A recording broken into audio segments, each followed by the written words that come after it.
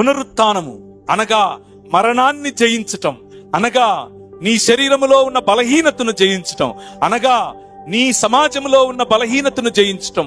మానవుడు దేవుణ్ణి తృణీకరించిన కారణం చేత కళ్ళుండి చూడలేని సమాజంగా మారాడు, చేతులుండి పని చేయలేని సమాజంగా మారాడు, నోరుండి మాట్లాడలేని సమాజంగా మారాడు, కాళ్ళుండి నడవలేని సమాజంగా మారాడు. కాబట్టే చేతులుండి అద్భుతమైన కార్యములు చేసే ఈ రాజు వచ్చేశాడు, నీ జీవితంలోనికి వచ్చేశాడు. ఆయన పిలుస్తున్నాడు. ఈరోజు రాత్రి ఒకవేళ కూర్చున్నటువంటి మీలో, మైకుల ద్వారా వింటున్నటువంటి మీలో, లైవ్ ద్వారా చూస్తున్నటువంటి మీలో, రక్షణ సమయం, ఇదే రక్షణ దినం. దీన్ని అలక్ష్యం చేయొద్దు. ఆ ప్రభు తన స్వరక్తమిచ్చి నిన్ను కొనుక్కున్నాడు.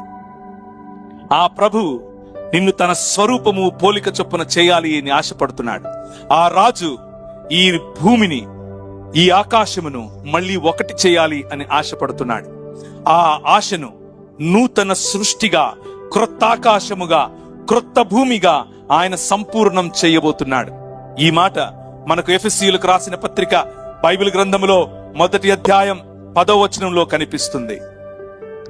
దేవునికి ఉన్నటువంటి సంకల్పం క్రీస్తును పంపించటానికి ఏమిటి అనంటే, ఆయన పరలోకమందున్నవే గాని భూమి మీద ఉన్నవే గాని సమస్తమును ఐక్యపరిచి ఒకటిగా చేయాలి అని నిర్ణయించుకున్నాడు.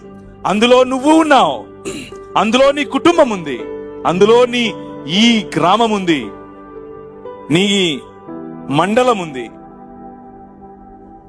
నీ రాష్ట్రం ఉంది.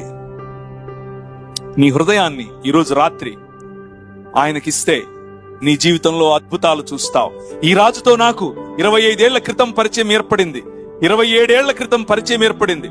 అలా పరిచయం ఏర్పడిన క్రమంలో ఈ రాజు నాతో అన్నాడు, నీవు లోకమునకు వెలుగై ఉన్నావు అని అన్నాడు. నేను ఎలా వెలుగవుతాను? నేను దరిద్రమైన జీవితం జీవిస్తున్నాను కదా, ఎలా వెలుగవుతాను అని అనుకున్నాడు.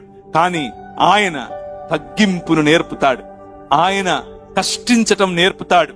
నువ్వు పట్టిన చేతిలో, నువ్వు పట్టిన మట్టిని బంగారం చేస్తాడు, నువ్వు కాలు పెట్టిన భూమిని నిధిగా చేస్తాడు, నువ్వు పలికిన మాట సువర్ణంగా ఉంటుంది, నువ్వు మాట్లాడిన ప్రతి మాట అవతలి వారి జీవితాలను కట్టేదిగా ఉంటుంది. నీకేదో ఈ ప్రభువు వద్దకు వస్తే ఏదో గొప్పగా ధనం వస్తుంది, ఏదో గొప్పగా ఇంకేదో అయిపోతుంది, నీ రోగాలు పోతాయి, నీకు పెండ్లవుతుంది, నువ్వు కార్లు కొనుక్కుంటావు, ఇది కాదు నేను చెబుతున్నది.